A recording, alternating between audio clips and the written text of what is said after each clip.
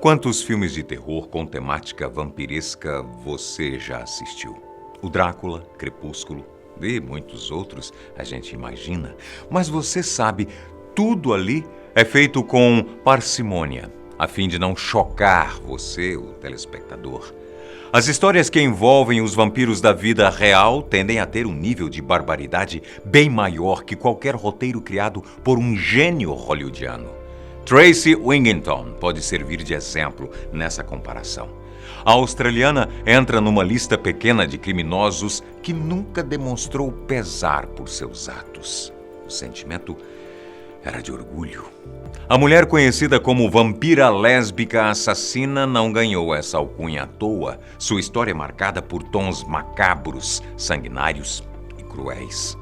Ficou curioso para saber e descobrir o porquê do temor causado por Tracy? Então continue vendo o vídeo. Você, com toda certeza, vai sair daqui assustado. Antes disso, deixe o seu like, ative o sininho das notificações e se inscreva no canal. Eu sou Antônio Bocco, você é bem-vindo ao canal Fatos Desconhecidos.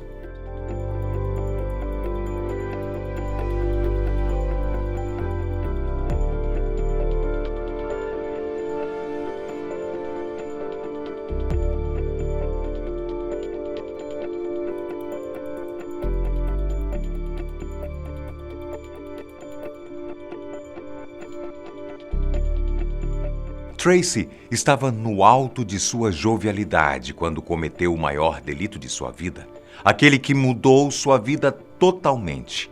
Tinha 24 anos, lá em 1989, quando, em conjunto com mais 3 mulheres, decidiu que iria tirar a vida de um cidadão do sexo masculino com uma motivação completamente abjeta. Mas antes disso tudo acontecer, ela era uma pessoa tão normal quanto qualquer outra. Nascida na área de Brisbane, na Austrália, Tracy nunca demonstrou qualquer tipo de distúrbio social, psicológico ou mental.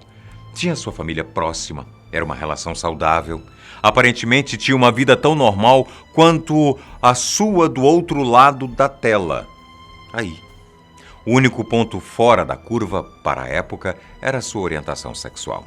Tracy era lésbica. E apesar dessa condição ser condenada por muitos australianos na época, ela parece não ter sido uma vítima em potencial dos preconceituosos existentes naquele período. Tinha uma namorada da mesma idade, chamada Lisa Ptaschinski. Enfim, como já dito, possuía um estilo de vida bem condizente com a rotina de outros milhares de seus conterrâneos. Não havia qualquer fator determinante que pudesse levar a polícia, as autoridades ou quem quer que seja a desconfiar de suas futuras atitudes. Mas esse fator deveria ter existido. Teria evitado uma pequena carnificina, que nós vamos começar a explicar a partir de agora. Tracy tinha, sim, uma condição psicológica, chamado vampirismo psicológico. Ela, no mais profundo e também no mais raso ponto de seus pensamentos, acreditava piamente que era uma vampira. E, por isso, necessitava beber sangue para continuar sua saga aqui em nosso planeta. Mas ela conseguiu esconder essa condição e o consequente desejo pelo líquido vermelho durante um bom tempo. Entretanto, para sua então namorada Lisa, ela teria revelado. Parece não ter havido qualquer reação adversa por parte dela. O namoro parecia ser bem tranquilo, dentro das propostas delas, é claro. Para a gente, tudo poderia ser muito aterrorizador. Tracy frequentava bastante o açougue da sua vizinhança, comprava carne de vaca e porco, mas pouco se aproveitava disso. O alimento, na verdade, era o sangue recolhido daquele amontoado de carne. Seu vampirismo era saciado somente dessa maneira, segundo ela e a namorada. Mas Lisa também tem culpa no cartório, e não é pouca. Você irá entender agorinha, mas nesse ponto ela cortava seu pulso, a fim de prover um pouco mais do manjar vermelho que alimentava as paranoias mais presentes de Tracy. Mas apesar de tudo, parecia que não era o bastante. O sangue era muito pouco, o desejo era bem maior. A equação escabrosa não batia em momento algum. Ela não se sentia completamente realizada ainda. sem se aproveitar de um ser humano por completo. Tudo isso mudou no dia 21 de outubro de 1989. Lisa, Tracy e mais 2 amigas foram a uma boate para o público gay. Kim Jervis e Tracy Vaughan eram os nomes delas. Elas aproveitaram muito a estadia no antro de diversão. Se esbaldaram com champanhe, com a música e afins. No meio de tudo isso, Tracy teve uma espécie de crise de abstinência. Afirmou para sua namorada e suas amigas que não sabiam até o momento que queria achar uma vítima para praticar o seu vampirismo. Queria achar alguém que pudesse dar todo o sangue que seu corpo precisava. Isso tudo antes da meia-noite. Nós nunca entendemos essa fissura das figuras místicas com o relógio, mas tudo bem. Então saíram de Lilmore's, a boate em que estavam Tracy, Lisa, Kim e Tracy. A única missão era achar uma pessoa para o sacrifício. Andaram e enfim acharam a vítima perfeita.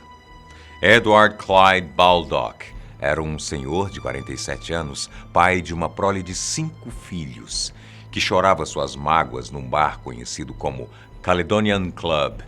Ao encontrá-lo sozinho por lá, as mulheres fizeram uma proposta bem mais do que irrecusável.